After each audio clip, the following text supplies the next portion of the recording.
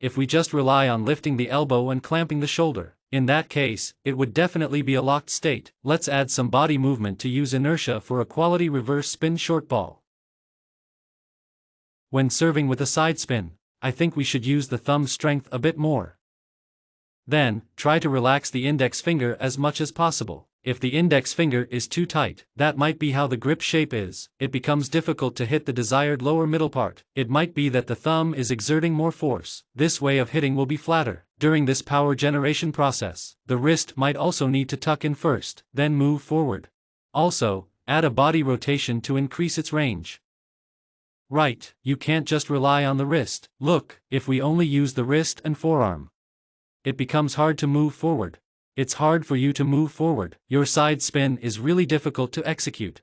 So we need to add some body movement. Pressing forward like this may create a side spin feel.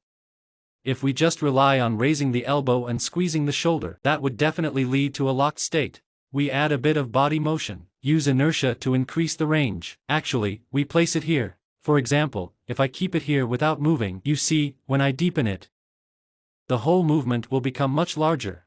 So I'm not completely locking my hand in place. Rely on this for friction. Simply relying on this friction requires some body rotation to close the distance.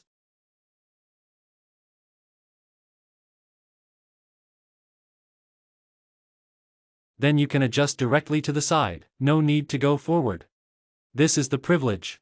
Yes, it's relatively easier than pricing. That's right, we can say to not apply this force forward. It's about the side during direct friction. Look at our trajectory. Direct side spin is relatively easier. But we need to control the thickness of the ball slightly thinner. This way, it's harder for the ball cap to pop out. Then we can achieve two major covers.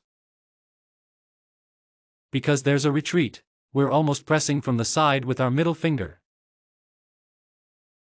So doing this reverse action is a bit more difficult. But now many kids learning the sport, or those who naturally hit straight or sideways, they use their fingertips to press the board. In this case, it might be easier to trigger reverse spin. It can serve as a primary serve. This grip style is worth trying for everyone. What if the fingertips press against the paddle? It actually makes producing left spin more difficult.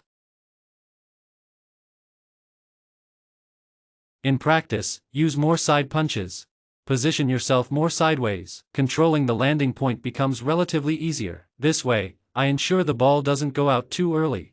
Or it doesn't bounce out after 2 or 3 bounces. I won't let my opponent attack me easily. During my regular matches, I might try to angle down more in the first serve.